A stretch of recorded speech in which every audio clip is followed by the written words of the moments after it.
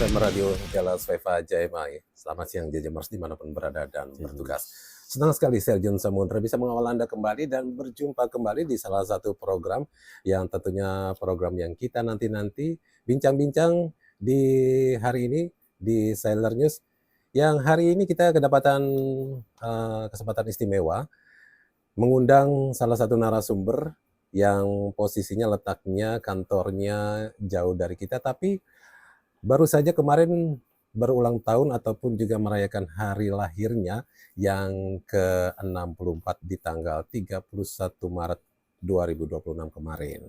Nah, terkait juga dengan narasumber kita di sini, kita akan coba mengulas tentang bagaimana peran dan tugas dari satuan yang dipimpinnya. Seperti kita tahu bahwa dalam menjaga kedaulatan laut Indonesia yang begitu luas dan strategis, terdapat satuan elit TNI Angkatan Laut yang selalu siap menjalankan tugas khusus dengan tingkat resiko yang tinggi dan juga kerahasiaan yang ketat. Mereka adalah Komando Pasukan Katak atau yang lebih dikenal dengan Kopaska. Untuk mengetahui lebih jelas tentang Kopaska tersebut, peran, tantangan, dan tugasnya di balik satuan elit ini, kita akan berbincang-bincang langsung dengan Komandan Kopaska. Terima kasih dan selamat pagi. Yang kami hormati Bapak Laksamana Pertama TNI Sadaryanto dan Kopaska yang baru dilantik Bapak ya? Ya. Alhamdulillah. Bagaimana kabar Bapak? Terima kasih untuk waktunya dan kesempatannya hadir di sini. Alhamdulillah kami sehat walafiat Bang Irjun. Saya baru 1,5 bulan nih dilantik. 1,5 bulan ya. Dan langsung melaksanakan rangkaian kegiatan AUT Kopaska. Baik. Mungkin pendengar kita juga ingin tahu dan juga ingin berkenalan nih dengan Komandan Kopaska yang baru. Mungkin bisa diceritakan Bapak asal usulnya dari mana, kemudian juga Bapak menjadi Komandan Kopaska yang keberapa. Silakan Pak Sadaryanto. Terima kasih Bang Irjun. Alhamdulillah pagi ini kita sehat walafiat, itu yang paling utama. Tuh. Saya AL 46 atau kalau AKB itu AKB 2000. Lalu saya bergabung di pasukan Katak tahun 2003 dan terus berkecimpung di Satuan Komando Pasukan Katak di Surabaya sampai sekarang menjadi komandan yang kelima. Komandan yang kelima. Ya. Kalau ngomong-ngomong tentang kantornya itu di mana ya Bapak ya? Kopaska itu? Untuk Mako Kopaskanya sendiri berada di Surabaya. Dan satuan-satuan Kopaska berada di bawah 3 armada bernomor. Ada di Jakarta, ada di Surabaya, dan ada di Sorong. Baik. Berarti sekarang Bapak posisinya ada di Jakarta, letaknya lebih strategisnya ke Jakarta Utara ya? Utara. Baik. Nah, terkait juga dengan peran tugas yang tadi kan di awal saya menyebutkan tentang kalau kita melihat dari konstelasi ataupun juga kondisi geografis Indonesia yang mana kita memiliki 2/3-nya adalah lautan, kemudian garis pantai terpanjang kedua di dunia. Tentunya membutuhkan prajurit TNI Angkatan Laut yang dapat menjaga dari seluruh lautan yang ada di Indonesia. Dibutuhkan juga pasukan-pasukan elit dari TNI Angkatan Laut. Dalam hal ini Kopaska. Nah, mungkin bisa dijelaskan sedikit tentang apa yang dimaksud dengan Kopaska tersebut dan tadi sedikit tentang sejarahnya. Silakan Bapak Komandan. Makasih Bang Irjun. Jadi Kopaska, Komando Pasukan Katak itu sendiri adalah pasukan yang dimiliki oleh TNI Angkatan Laut. Dan saya sebenarnya sungkan kalau Kopaska disebut pasukan khusus karena ada Kopassus. Cukup sebutkan pasukan Katak saja. Namun pasukan Katak itu memiliki kemampuan khusus karena dia menggunakan alat-alat khusus dan peralatannya khusus dan untuk disiapkan tugas-tugas yang khusus dari komando atas. Lalu Kopaska itu sendiri tetap di bawah Koarmada RI. Saat ini di bawah Koarmada RI dan kita memiliki 3 satuan dan dan satuan Kopaska dan Sat 1 berada di Jakarta, di Armada 1. Lalu Sat Kopaska 2 berada di Surabaya. Sat Kopaska 3 berada di Sorong. Baik. Untuk sejarahnya pun, berdirinya Kopaska atas perintah Presiden Soekarno karena kebutuhan negara saat itu untuk merebut Irian Barat. Dan disiapkanlah pasukan Katak untuk melaksanakan beberapa operasi saat itu. Dalam hal ini operasi bawah air, lalu menyiapkan pantai pendaratan bagi pasukan TNI yang akan didaratkan di pantai Papua Barat zaman itu, lalu melaksanakan misi sabotase terhadap kapal perang Belanda. Saat itu kapal Karel Dorman dengan perahu berpeledak. Yang hal itu kemudian menjadi Kopaska dijuluki pasukan torpedo berjiwa. Dan pada saat itu dilaksanakan oleh Kapten Iska yang saat itu baru pulang melaksanakan pendidikan di Underwater Demolition Team Amerika. Lalu tanggal 31 Maret 1962 secara resmi Satuan Komando Pasukan Katak diresmikan oleh Menteri Pangal saat itu, yakni Laksamana R.E. Martadinata. Baik. Demikian. Baik. Untuk yang tadi Bapak sampaikan ada di Surabaya, Jakarta, dan kemudian ada di Sorong.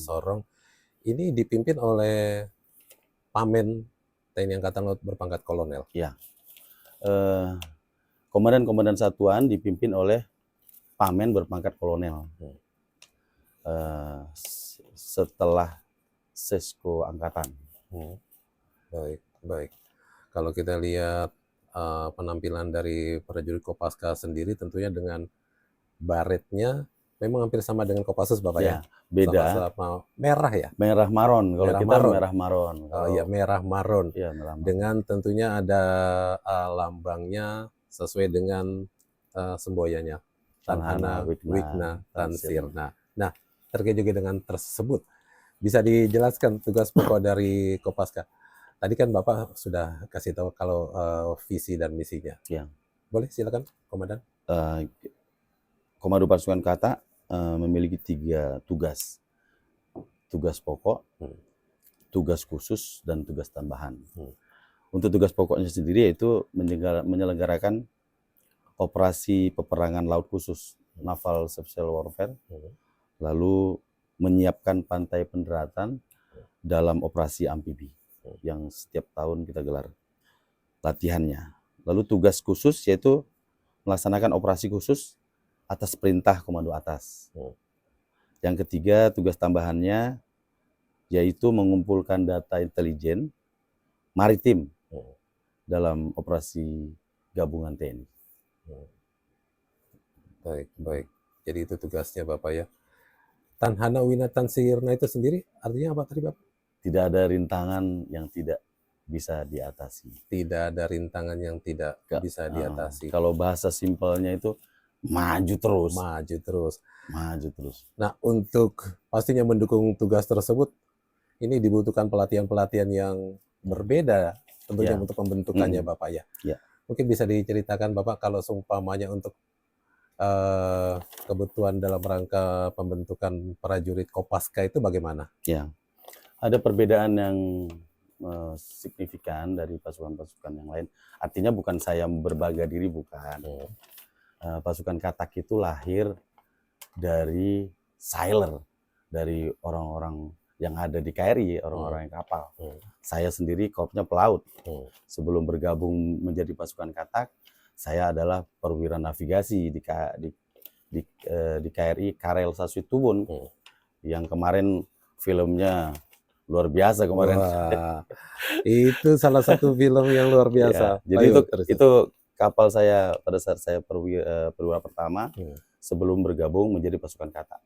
Saya Padif Nagi saat itu.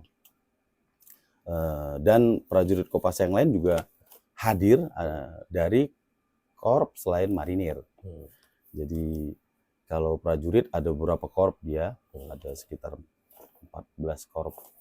Lalu kalau perwira ada 4 korps selain korps marinir. Dan rekrutmennya sendiri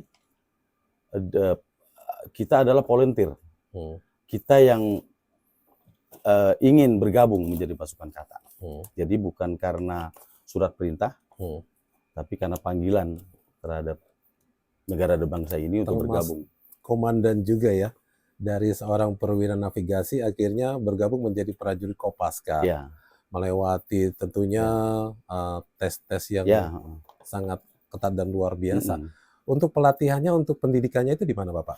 Pelatihannya sendiri Sekolah Komando Pasukan Kata ada di Surabaya, di bawah Kodik Latal, di bawah Kodik Opsla, di bawah Komando Pendidikan Pelaut, Kodik Opsla, Operasi Laut. Ada Pusdiksus, di bawah Pusdiksus terbagi menjadi beberapa sekolah khusus, salah satunya Sekolah Komando Pasukan Kata. Baik. Nah, kalau di beberapa tayangan YouTube itu atau juga di media-media sosial lainnya, saya suka dengar yang namanya Hell Week. Ya, Hell Week. Nah, ini mungkin bisa diceritakan sedikit, Pak. Membentuk pasukan Kopaska yang tentunya pasukan khusus ya. Kan tentunya tidak mudah. Menjadi seorang yang siap untuk ditugaskan kemanapun, kapanpun. Sesuai dengan tadi semboyannya. Karena semboyannya adalah Tanah Nawik Natan Sirna, tidak ada rintangan tidak bisa diatasi. Salah satunya rintangannya Hell Week itu. Sebenarnya itu hanya bagian terkecil dalam proses penugasannya yang paling penting. Seperti contoh, mohon maaf, bukan saya lebih baik menceritakan pengalaman saya. Saya pribadi saja mendaftar menjadi pasukan Katak itu udah sulit. Kita harus permohonan ke Kadep, Padip, Palak sampai komandan, dan itu tidak mudah, tidak semuanya mengizinkan. Gitu. Saya pribadi tahun pertama saya tidak diizinkan untuk bergabung menjadi pasukan Katak. Lalu tahun kedua saya diizinkan. Artinya kalau saat itu saya menyerah, tidak menggunakan moto Tanhana Natan Sirna, mungkin saya tidak jadi seperti ini saat ini. Nah, begitu juga dengan Hell Week. Itu bagian dari rintangan yang harus dilewati. Proses pembentukan itu ya. Untuk menjadikan prajurit-prajurit yang tidak pernah mengenal menyerah, prajurit yang terus semangat, gitu, terus gembira menikmati proses yang akan dilalui selama 10 bulan. Jadi pendidikan Kopaska itu dijalani 10 bulan, bukan karena lama-lama, tapi memang 10 bulan itu tahapan yang harus dilewati. Pertama tahapan yaitu mental juang tadi, prosesnya 1 bulan, di dalamnya ada Hell Week, terus menyamakan persepsi antar mereka, menyamakan tujuan mereka kemana nanti, harus jadi pasukan Katak yang bagaimana. Setelah sebulan maka mereka melaksanakan tahapan komando. Komando hutan, gunung. Lalu setelah melewati tahapan 3 bulan komando itu, mereka melewati tahapan kekopaskaan. Dalam ini menyelam, diving, seluruhnya. Lalu setelah mereka melaksanakan tahapan kekopaskaan, mereka melaksanakan tahap udara, terjun statik laut, statik darat, maupun free fall. Baru setelah mereka lewati tahapan itu, baru dilantik dan bergabung menjadi pasukan Katak. Nah, yang menariknya pada saat dilantik Bapak ya, itu di mana, Pak? Di pantai mana? Iya, itu kalau masalah pelantikan itu tergantung komandannya. Oh, begitu ya. Komandannya. Jadi komandannya lebih ke, kalau zaman saya pernah jadi komandan sekolah, lebih ke lapangan, maka pelantikannya di lapangan. Kalau komandannya senang air tuh, maka nanti pelantikannya di air. Seperti Kolonel Ponco yang berperan Toro, itu pada saat komandan sekolah, beliau pelantikannya di sungai, di air terjun mana gitu saya lihat. Saya kan setelah Pak Toro, dalam hal ini Kolonel Ponco, baru saya belajar dari beliau. Oke. Nah, terkait juga dengan itu salah satunya mungkin nanti akan kita bahas ya Bapak ya. Oh iya, kita Bang bahas. Toro itu. Bang Toro itu siapa gitu ya? Oke. Nah, Menggetarkan Nusantara. betul sekali dengan peran yang luar Ya, biasa. saya pun waktu Yang melihat rupanya film itu, adalah prajurit Kopaska. Kopaska. Nah, itu dia. Luar Nah, biasa. terkait juga dengan ini tadi Bapak sudah panjang lebar menjelaskan untuk menjadi seorang prajurit Kopaska adalah bukan saja dari marinir tapi juga dari pelaut ya. Ya, dari pelaut. Kemampuan khusus yang dimiliki apa Bapak? Otomatis kita bicara, Kopaska bicara tentang air, bicara tentang laut. Di bawah permukaan laut dia harus menguasai, di permukaan laut, lalu di pantai sampai ke darat yang tidak masuk ke wilayah angkatan darat otomatis. Artinya kemampuan sabotase yang lebih ke laut, ke air. Baik, baik. Terkait juga dengan hal itu, perbedaan Kopaska dengan pasukan khusus lain yang ada di Indonesia. Perbedaannya kalau ya di laut itu perbedaannya. Kita bermainnya di dalam laut, di dalam air. Kalau angkatan darat Kopassus bermainnya di darat, di gunung. Kalau udara, kalau di angkatan udara maka dia bermain infiltrasi dari udara. Sedangkan kita dari laut, dari bawah laut, dari bawah air. Baik, baik. Dan tentunya selama kurang lebih tadi Bapak bilang 10 bulan ya. Ya. Mencetak seorang prajurit yang tentunya memiliki kemampuan tadi infiltrasi lewat laut, Ya. tapi kemudian juga kemampuan udara untuk juga, terbang, ya. terjun maksudnya, Ya, kemudian terjun. juga Dari darat juga. Sangat luar biasa. Dan ini sudah dilewati oleh para prajurit Kopaska yang saat ini Bapak pimpin ya, menjadi Komandan Kopaska yang kelima. Dan kalau kita berbicara juga tadi keberadaan dari Kopaska itu sendiri kan tadi Bapak sampaikan dari tingkat kodaeral sampai ke armada juga Bapak. Armada, kita di bawah Armada RI. Armada RI berarti Armada sebutannya tetap Kopaska. Kopaska, Armada RI.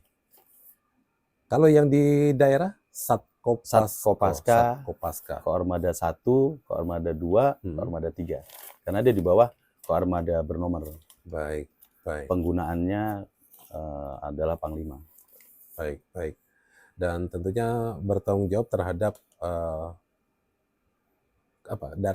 untuk penugasannya tetap melalui yang menggunakan pasukan kata di Armada 12 adalah Panglima. Armada 12, Panglima. 3. Nah, untuk penugasan kayak kalau ada di KRI, itu apa juga ada Kopaska Bapak ya? Ada. Kopaska KRI. Terus kemudian penugasan pasukan perdamaian juga ada Bapak ya? Saya pribadi MTF 28A Unifil tahun 2009 sampai 2010. Baik. Bersama KRI di Ponorogo. Baik, baik. Jadi luar biasa. Dan Jajamar 107,7 FM, sebelum kita nanti bertanya tentang apa sih yang menjadi tantangan terbesar yang dihadapi Kopaska dalam menjalankan tugas dan apa upayanya, kita akan break sejenak. Jajamar 107,7 FM, jangan kemana-mana. Bagi mungkin Jajamers yang tidak bisa mendengarkan kita secara langsung, Anda juga bisa bersama dengan kami tentunya di YouTube. Jangan lupa untuk subscribe, kemudian like, komennya di JJM Radio. Tetap di 107,7 FM Radio. Kembali di 107,7 FM Radio Jalan Svefa Jemahe, program Sailor News di wawancara kita. Edisi hari ke-6 di bulan April 2026 bersama dengan Komandan Kopaska Laksamana Pertama TNI Sadaryanto. Nah, tadi sudah panjang lebar dijelaskan tentang bagaimana sejarah pembentukan visi tugas, proses seleksi rekrutmennya, pendidikannya yang luar biasa, dan juga kebutuhannya. Kalau berbicara tentang kebutuhan, masih sangat dibutuhkan Bapak ya? Butuh banyak kita. Butuh banyak ya? Untuk personil sendiri masih kurang sekali dengan wilayah kita yang luas banget. Baik. Jadi kalau untuk rekan-rekan prajurit TNI Angkatan Laut yang ingin bergabung, panggilan tugas masih dibuka untuk rekrutmen. Setiap tahun Bapak ya? Setiap tahun. Baik. Nah, terkait juga dengan tadi tugas dan keberadaan Kopaska ini, tantangan terbesar yang dihadapi Kopaska dalam menjalankan tugas dan apa upayanya? Silakan Komandan. Gigi Mers, kembali bersama saya, Laksamana Pertama TNI Sadarianto. Tantangan tugas prajurit Kopaska adalah resiko yang tinggi dalam latihan, baik latihan rutin maupun latihan berkala, lalu dalam operasi sesungguhnya. Oleh karena itu, saya dan para dansat di bawah terus berupaya melaksanakan latihan secara rutin sesuai SOP, tetap berhati-hati, dan semua kita mohon doa kepada Tuhan. Semoga semuanya selamat, semuanya semangat, Amin. semuanya menjadi manfaat untuk bangsa dan negara ini sebagai prajurit Kopaska. Baik. Dalam tugas dan juga dalam latihan selalu dilindungi oleh Allah Subhanahu wa Ta'ala, Tuhan Yang Maha Kuasa. Nah, berbicara juga tentang kemarin 31 Maret 2026 Kopaska memperingati hari lahirnya yang ke-64 ya. Kami juga kru dan juga teman-teman semuanya mengucapkan dirgahayu. Terima kasih untuk Kopaska Bapak, semakin sukses, semakin maju. Amin. Dan mungkin bisa diceritakan sedikit tentang apa saja rangkaian kegiatan yang sudah disampaikan, sudah dilaksanakan. Ya. Rangkaiannya kami mulai dari tanggal 30, saat itu kita melaksanakan ke makam pahlawan, doa kepada para pendahulu kita di makam pahlawan. Lalu 31 kita melaksanakan upacara dirgahayu Kopaska di Mako Kopaska maupun di satuan-satuan dengan mengundang seluruh para purna Kopaska secara sederhana dan tidak keluar, namun dapat esensinya. Lalu kita berbicara tentang Kopaska tempo dulu dan saat ini dan ke depan, Kopaska yang akan kita bawa kemana nanti ke depan. Baik. Sampai nanti tanggal 13 April, dan rangkaian HUT Kopaska juga kita laksanakan berkunjung ke para warakauri, lalu berbagi bingkisan kepada nelayan, di Surabaya, di Sorong, di Jakarta.